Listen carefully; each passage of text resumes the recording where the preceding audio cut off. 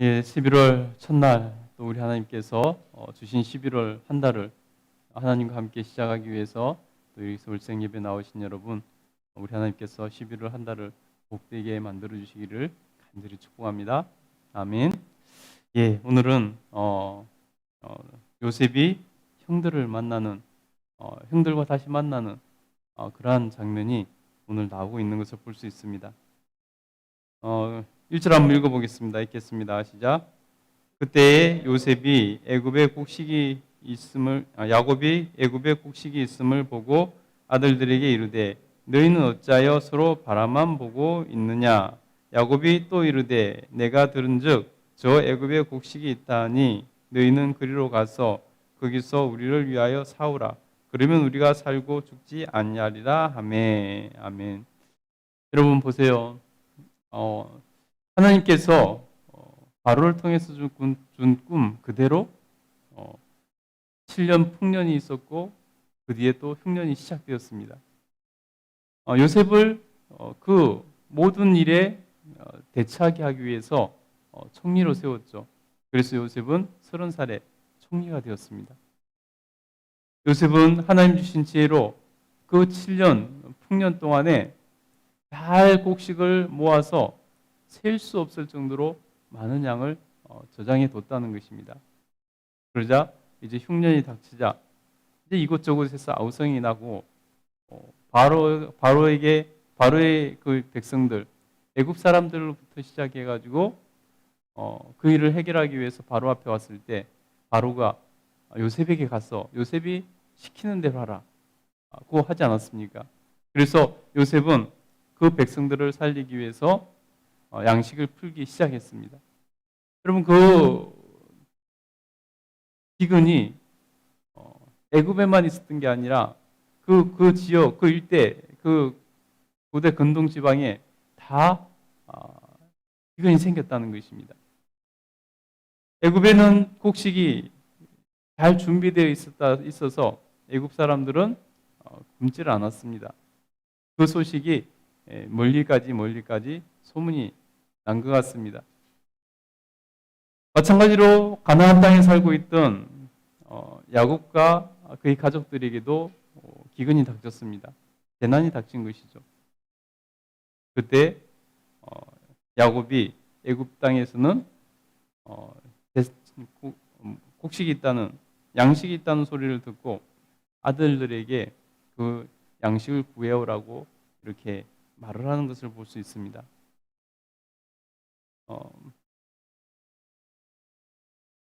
그래서 이제 형들이 야곱이 아들들을 10사람을 10명을 보냅니다.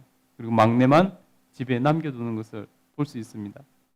야곱이 요셉을 잃은 것이 얼마나 큰 트라우마가 되었는지를 우리가 알 수 있는 것을 볼 수 있습니다.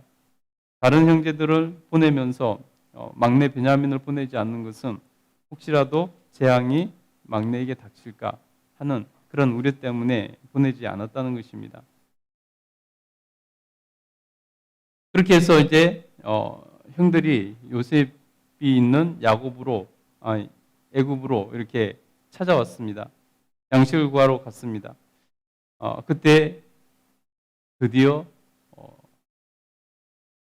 요셉이 형들을 만나게 되는 것을 볼 수 있습니다. 우리 6절부터 한번 읽어보도록 하겠습니다. 읽겠습니다. 시작.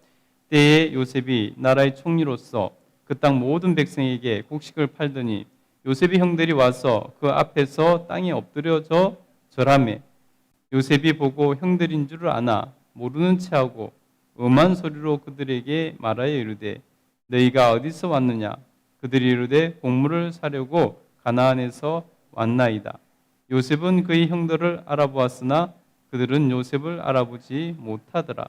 요셉이 그들에게 대하여 꾼 꿈을 생각하고 그들에게 이르되 너희는 정탐꾼들이라.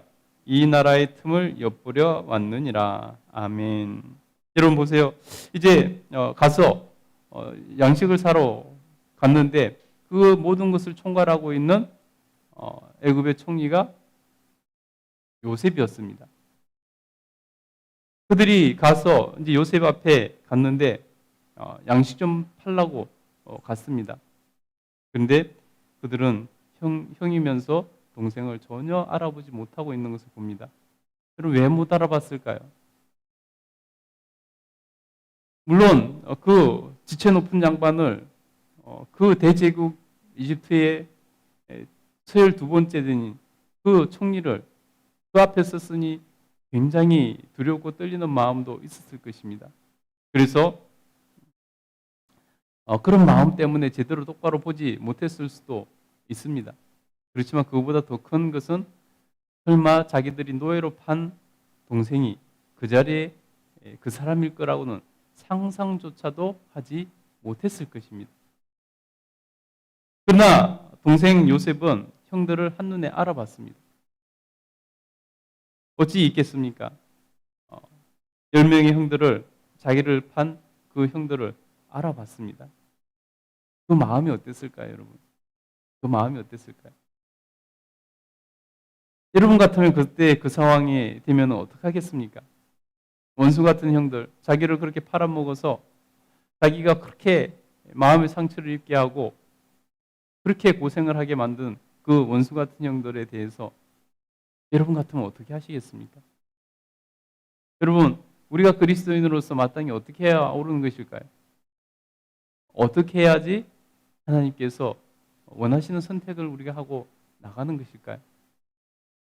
요셉을 볼까요? 요셉은 그 상황 가운데서 이제 형들이 와서 애굽의 총리인 줄 알고 자기 동생인 줄을 모르면서 엎드려서 절을 합니다. 높은 사람을 뵀으니 절을 하는 것이요. 엎드려서 절을 합니다. 그때 요셉은 형들을 알아보았지만은 아는 체를 하지 않습니다. 그러면서 요셉이 자기가 하나님께서 주신 그 꿈, 그 13년 전에 하나님께서 그 어린 나이에 형들의 단위, 곡식단위, 자기 곡식단에 절하는 것, 해와 달과 별 11별이 자기 별에 절하는 것, 그 꿈을 다시 그대로 이루어진 것을 생각하게 됐다는 것입니다. 여러분, 요셉은 꿈을 해몽하는 그런 은사가 있었습니다. 다른 사람의 꿈도 그렇게 잘 해석해 줬습니다. 그러니 요셉은 자기의 꿈에 대해서도 충분히 해석하고 어떤 일이 일어날지에 대해서 알고 있었을 것입니다. 형들이 와서 절하는 것을 보고 그 꿈을 생각하고는 바로 자신을 드러내지 않습니다. 그리고 오히려 정탐꾼이라고 몰아붙입니다. 9절 다시 한번 읽어보겠습니다. 9절 다시 읽겠습니다. 시작. 요셉이 그들에 대하여 꾼 꿈을 생각하고 그들에게 이르되 너희는 정탐꾼들이라 이 나라의 틈을 엿보려 왔느니라. 아멘. 여러분 보세요. 하나님께서 두 번 절하는 꿈을 꾸게 하지 않았습니까? 지금 요셉의 형들이 와서 지금 첫 번째로 절을 하고 있는 것입니다. 그 꿈이 이루어지는 것을 보면서 다시 한번 형들이 요셉에게 와서 엎드려 절을 할 것을 이미 꿈으로 예언받았기 때문에 요셉은 그것을 생각하면서 그들을 정탐꾼들로 몰아붙이는 것을 볼 수 있습니다.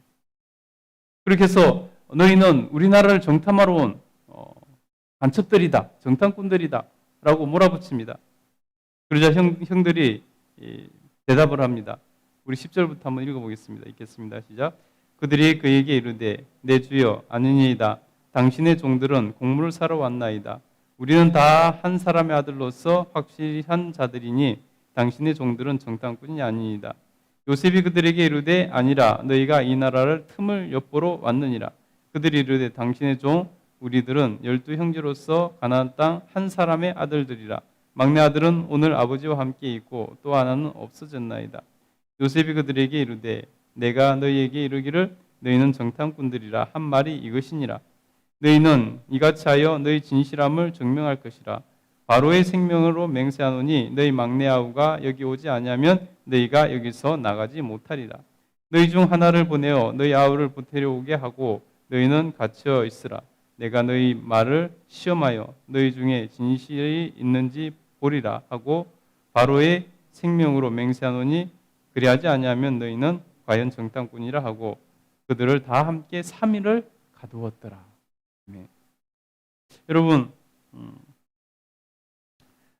형들이 적극적으로 아니라고 반박을 합니다. 우리는 한 형제고 12명인데 막내는 아버지와 함께 있고 하나는 없어졌습니다. 라고 이렇게 보고를 드립니다.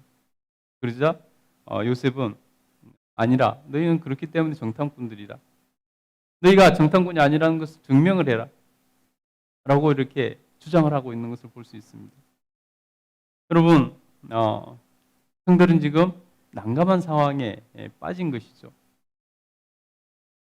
자신들이 단순히 곡식을 사러 왔는데 자신들이 그 난감한 상황에 빠지는 것을 볼 수 있습니다. 그 난감한 상황에 빠진 형들이 그것을 어떻게 해석하는지 내일 한번 보겠는데요. 여러분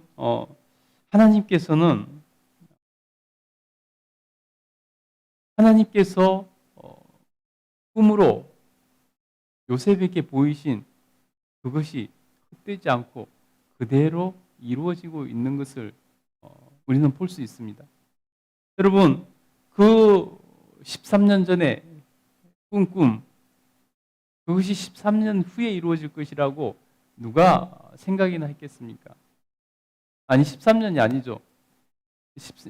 지금 총리가 된 이후에 또 시간이 한참 지났으니까 거의 20년이 지난 것이죠. 흉년 이후에 지금 흉년에 들었으니까 20년이 더 지난 것이죠. 그 꿈이 20년이 지나서 이루어졌을 것이라고 누가 생각이나 했겠습니까? 여러분, 우리는 하나님께서 하신 약속들은, 하나님 말씀은 시간은 짧을 수도 있고 길 수도 있지만은 반드시 이루어진다는 믿음을 가져야 되는 것입니다. 우리의 시간표대로 하나님께서 역사해 주시면 감사하겠지만은 하나님은 우리의 시간표대로가 아니라 하나님의 시간표대로 일하시는 분이라는 것을 우리는 다시 한번 볼 수 있다는 것입니다. 20년이 넘는 시간 전에 꾼 꿈이 20년이 지나서 그 꿈이 이루어지고 있다는 것입니다. 여러분, 하나님 앞에서 정말 우리에게 주신 하나님 말씀, 그 말씀이 얼마나 신실하고 얼마나 정확하고 확실한지 우리는 늘 그것을 기억하고 하나님 말씀 붙잡고 살아야 되는 것입니다. 사람들은 그것이 언제 이루어지겠느냐라고 말할 수 있습니다. 그러나 하나님의 뜻은, 하나님의 계획은, 하나님의 약속은, 하나님의 섭리는 반드시 이루어진다는 것입니다. 요셉은 그 꿈에 대해서 가장 답답한 사람이었을 것입니다. 당사자였기 때문에. 그러나 20년 이후에 그 꿈이 이루어지는 것을 보면서 요셉은 다시 한번 하나님의 권능을 경험하고 있는 것을 볼 수 있습니다. 형들이 와서 절하는 것을 보면서 하나님께서 20년이 넘어서 그 전에 꾼 꿈이 그대로 이루어지는 것을 볼 수 있다는 것입니다. 그러면서 형들을 다그치고 형들을 시험하고 테스트하는 것을 볼 수 있습니다. 여러분, 우리 인생 가운데 시험이 있을 때 그 시험을 반드시 통과해야 되는 것입니다. 우리가 하나님 앞에서 온전함에 이르려면 그 시험을 통과해야 되는 것입니다. 형들은 과거에 씻지 못할 큰 죄를 지었습니다. 그것이 올무가 되어서 지금 오늘 시험을 당하는 것입니다. 우리가 뒤에서 보면 알겠지만 형들이 참 많이 바뀐 것을 알 수 있습니다. 형들이 참 그동안에 많이 변해 있는 것을 볼 수 있습니다. 그러나 여러분, 그럼에도 불구하고 그 시험은 통과를 해야 된다는 것입니다. 요셉이 형들을 시험하고 테스트를 합니다. 마찬가지로 여러분, 우리가 날마다 하나님 나라를 바라보며 구원의 여정을 밟아가고 있지만은 우리는 천국에 이르기 위해서 반드시 우리에게 주어진 그 시험의 기간들을 통과해야 된다는 것을 여러분 꼭 기억할 수 있기를 바랍니다.